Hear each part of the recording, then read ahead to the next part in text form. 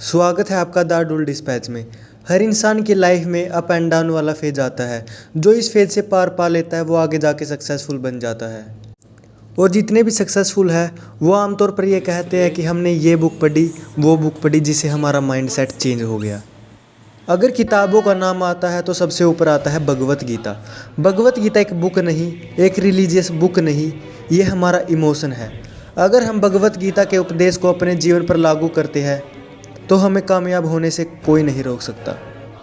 आज हम इस वीडियो में भगवत गीता के 5 ऐसे उपदेश बताएंगे जो आज की लाइफ में बहुत ही ज़रूरी है। हम सबकी लाइफ में कुछ ऐसे पल आते हैं जब हम खुश होते हैं तो हम इतने खुश हो जाते हैं कि हम अपने मार्ग से भटक जाते हैं, और कई बार इतने दुख आते हैं कि हमें ये लगता है बस अब नहीं हो सकता। इसके लिए गीता में लिखा है, सुखे दुखे समे कृत्वा लाभा लाभो जया जयो ततो युद्धाय युज्यस्व नवैम पापम अवापस्यसि। इसका मतलब है सुख और दुख, लाभ और हानि, विजय और पराजय में समान भाव रखकर योग में अपना स्थिर रहो। यह मन की समानता कहलाती है। इसी तरीके से युद्ध के लिए युद्ध करो और तुम पाप नहीं पाओगे।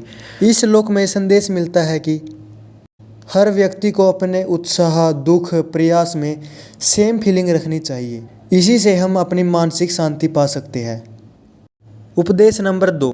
ये उपदेश आज की जनरेशन के लिए बहुत ज़रूरी है। हम सब ने अपना कोई ना कोई एक एम सेट किया होता है। हम उसके लिए जी तोड़ मेहनत करते हैं और कई बार उस प्रयास का हमें फल नहीं मिलता, तो हम सोचते हैं कि हमारी किस्मत नहीं है, हम प्रयास करना उसके लिए छोड़ देते हैं और हम ये सोचते हैं कि ये हमारी बस की नहीं है। इसके लिए भगवत गीता में लिखा है, कर्मण्येवाधिकारस्ते मा फलेषु कदाचन मा कर्मफल हेतुर्भुर्मा ते सगोत्सव कर्मणि। जिसका अर्थ है कर्म पर ही तुम्हारा अधिकार है, कर्म के फलों पर कभी नहीं। मतलब तुम कर्म करो, फल की चिंता मत करो, तुम्हारे हाथ में बस कर्म है, बाकी फल देने वाला मैं हूँ।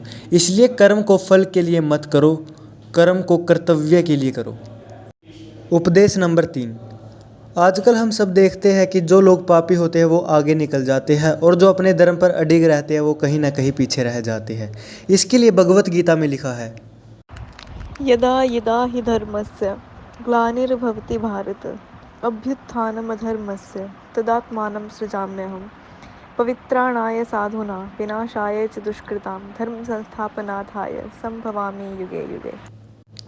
जिसका अर्थ है जब जब अधर्म की वृद्धि होगी, जब जब धर्म का नाश होगा, जब जब धर्म की पुनः स्थापना के लिए मैं जन्म लूंगा। तुम्हारा रथ सज है पार, यानी अगर आप सही है, और अगर आप तुम्हारा सच्चे मार्ग पर सारथी चल भी रहे सज हैं और आपको सफलता नहीं मिल रही, तो आपका आप मेरे सारथी रथ बन के के साथी स्वयं नहीं बन श्री सकते। कृष्ण आएंगे, वो तुम चाहे मुझ पर किसी भी विश्वास रूप में नहीं हो। पार। बस आपको उत्तम इतना रथ करना चालक है हूं कि आप अपने नहीं मार्ग से माता। कभी न भटके और हमेशा धर्म आप का तो साथ पूज्य दें। हैं। उपदेश नंबर 4।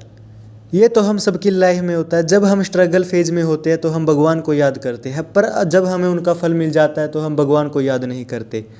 हनी सिंह को तो आप सभी जानते होंगे, उनका एक इंटरव्यू था, उन्होंने कहा था कि जब वो शुरू शुरू में इंडस्ट्री में आए थे वो भगवान के बहुत याद करते थे, लेकिन जब उन्हें सक्सेस मिलती रही वो भगवान से दूर होते रहे। भगवान में बिलीव करते हो? बहुत ज़्यादा। तो भगवान ने वो उस तीर को पीछे क्यों खींचा? क्योंकि तब भगवान में बिलीव करना बंद कर दिया था। 2012 में जब मुझे कामयाबी मिली, उससे पहले भगवान में बिलीव करता रहा, मीडियम था, इतना हार्डकोर बिलीव नहीं था, लेकिन हाँ शुक्राना करता था और मांगता बहुत था। मिला, जब मिल गया तो मुझे लगा यार भला मैं ही भगवान। 2012, 2013, 2014 इतना कुछ देखा, इतना पैसा, इतना सक्सेस, इतना सब कुछ, बिल्कुल भगवान में बिलीव करना बंद कर दिया था। फिर उसके बाद भगवान ने समझाया कि भगवान मैं हूँ, तू नहीं है। फिर अभी वापस धीरे धीरे आया उस तरफ। इसके लिए भगवत गीता में लिखा है, तमेव शरणं गच्छ सर्वभावेन भारत तत्प्रसादात् परां शांतिं स्थानं प्राप्स्यसि शाश्वतम्।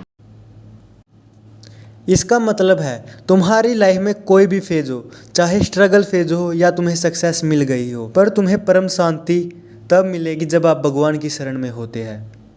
ये थे आज की वीडियो के कुछ उपदेश। अगर आप भगवत गीता पढ़ते हैं तो आप कुछ ऐसे ज्ञान प्राप्त करोगे जो आपको कहीं नहीं मिलेंगे। अंकित बैनीपुरिया को तो आप सभी जानते होंगे।